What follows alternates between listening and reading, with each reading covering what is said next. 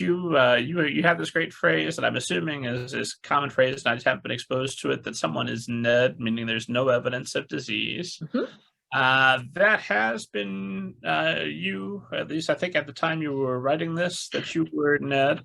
How does being NED, we know how it impacts Jack. How does that impact the author? How does that impact your daily writing schedule? Does that change what you write, knowing that you might not have time to write all of it?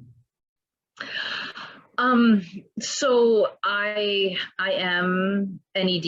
I am no evidence of disease, which is what in the world of cancer we call it, because there is no such thing as a cure. So we don't really say that we're cured. We're just, there's no evidence of disease. And I guess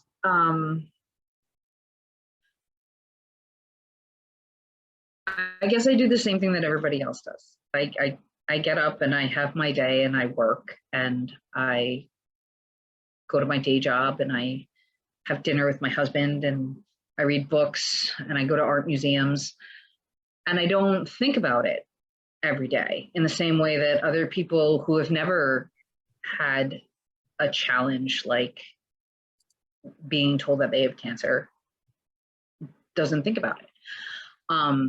That said, you know, a couple times a year I have to have scans, and you know, that can be a challenge,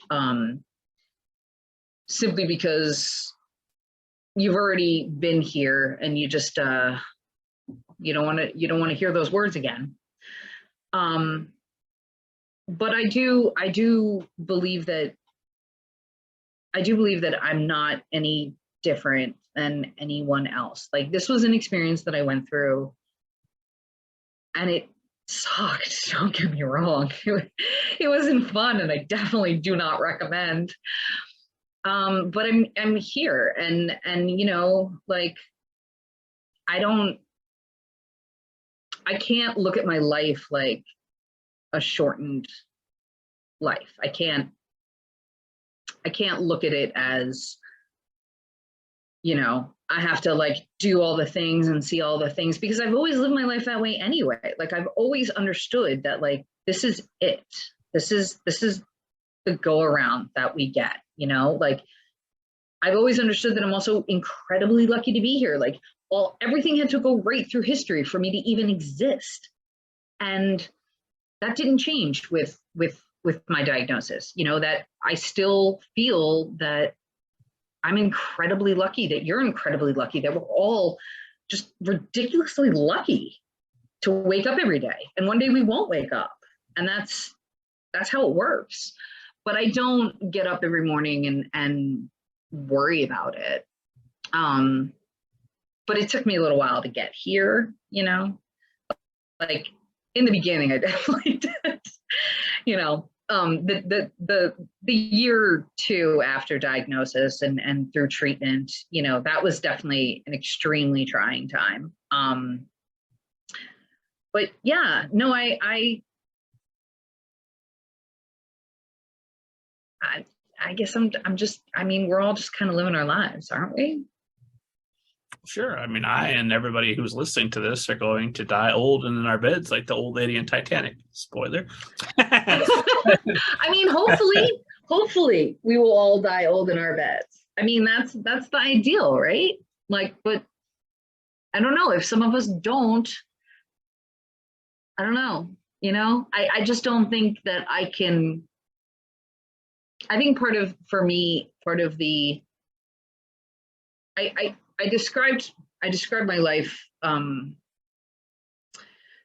time before diagnosis and the time after, and the space in between. I call it a cleaving, as in, like, you know, something has been cleaved in half. And those two timelines have never ever lined up exactly perfectly for me. But in the years that have passed, it's the closest they've ever been. And I think that might be true for a lot of people. Like, I subscribe mine to the fear of dying, but like, I think anyone who makes it into like 40, you know, has a moment where they're like, huh, my life has changed. You know, like, maybe you become a parent and that's how your life changed. You know, maybe you lose someone you love and that's how your life changed. But like, these cleavings, like they happen, and it's not so much that you need to be the person that you were before, it's then you need to know who you are now, and you need to know that like what you've been through, it doesn't define you. It isn't who you are, but it's a part of what has made you. There's a whole theme in the book about a Japanese art called kintsugi, which involves the repairing of a broken clay pot with gold. And I really feel like that is kind of where I exist. This idea that like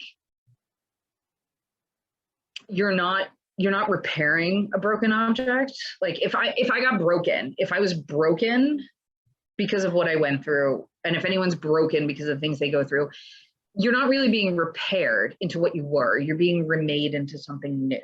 And that new thing is just as beautiful, if not more beautiful, than what you used to be. And that is the point of the gold that they put in those clay pots. And I just think that's a really beautiful way to look at the fact that every single one of us will get whiplashed by trauma at some point in our life.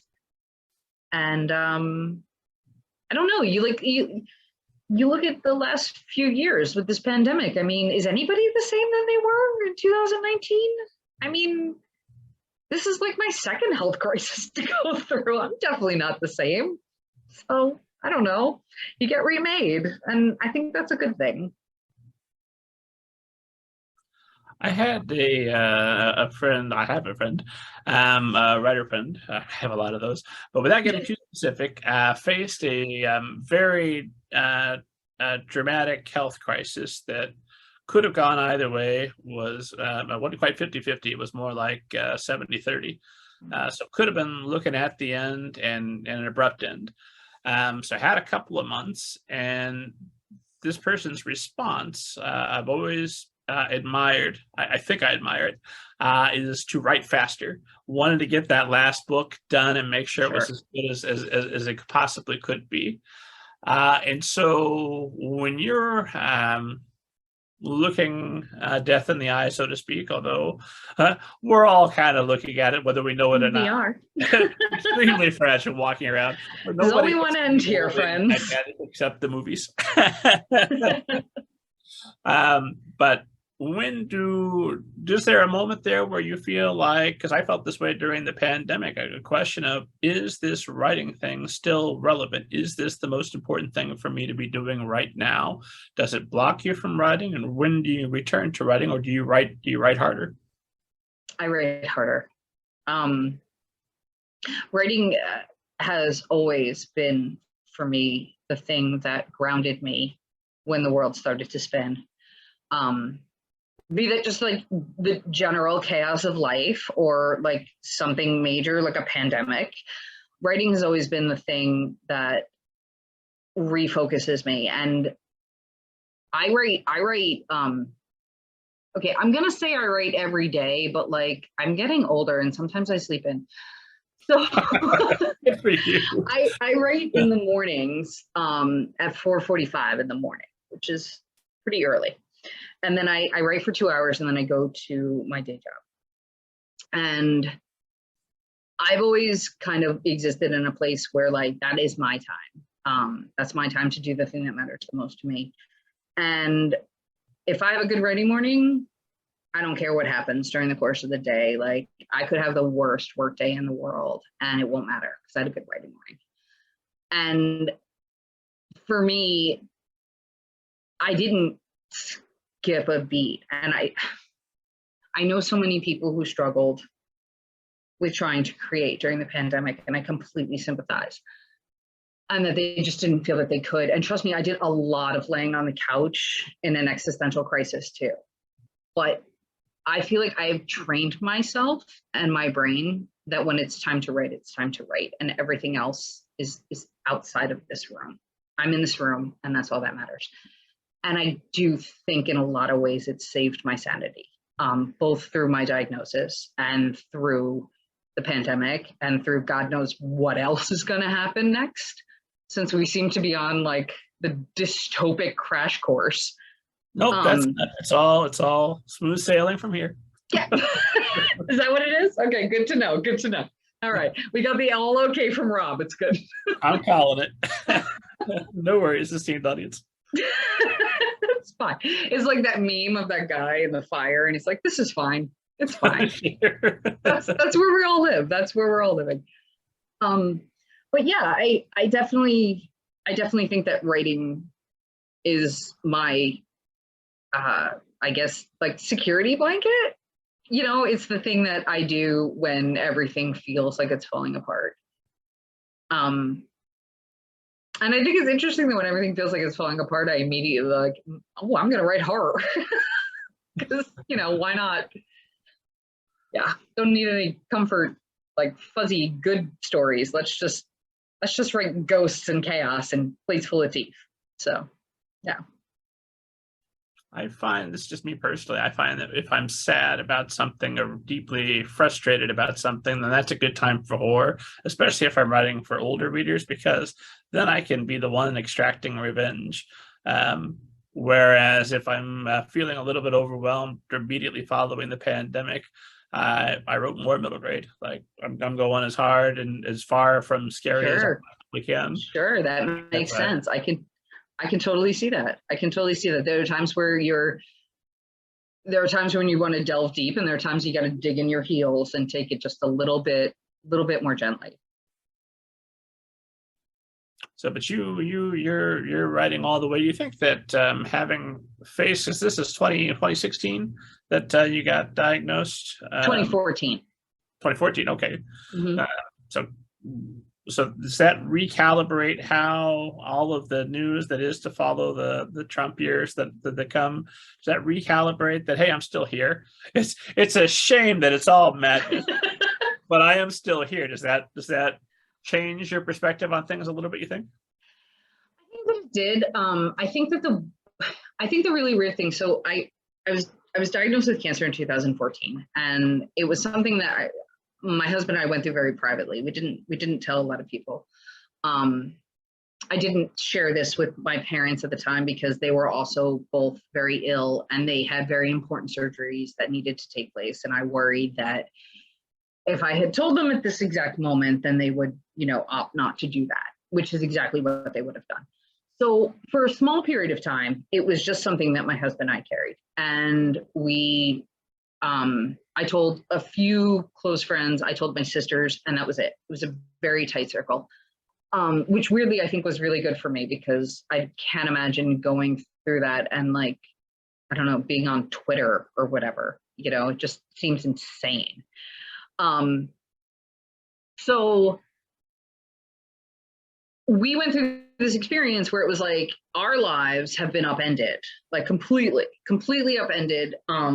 But we're just a very tight unit, it's like, okay, we got to do X, Y, and Z. That's the thing about getting sick too, is it's like you get put on like a conveyor belt, and it's like the doctors tell you what to do, and you're like, okay, I'll do the things you tell me to do, and I don't know because I'm not a doctor, so I'm just going to do what you tell me to do. So 2014 was just like very quiet summer for everyone that wasn't me or my husband. And then like 2016 happened, and I watched all of my friends just very publicly fall apart. Trump happened, and then it just kept getting worse. And then the pandemic happened. And I'm not saying that I have this sort of like place where I'm like, oh, this is fine, because obviously it's very unfine. It's very not fine. I mean, there's a pandemic, possibly two at this point, who's to say? But I do feel like I've had those moments where I was like, I watched my friends go through what I went through in private in 2014, publicly now. And it's been very interesting. And that is not in any way a judgment call, because I love them and I want them to be okay.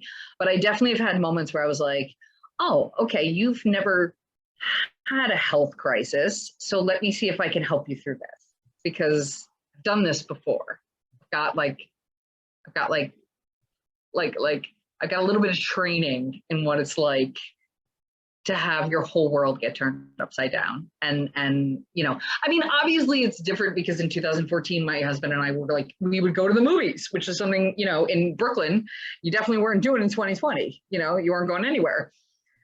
So I mean, I think my perspective on it is that I,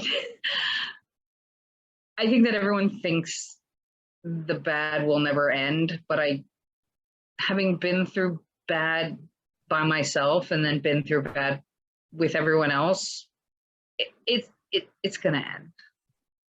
It'll be okay.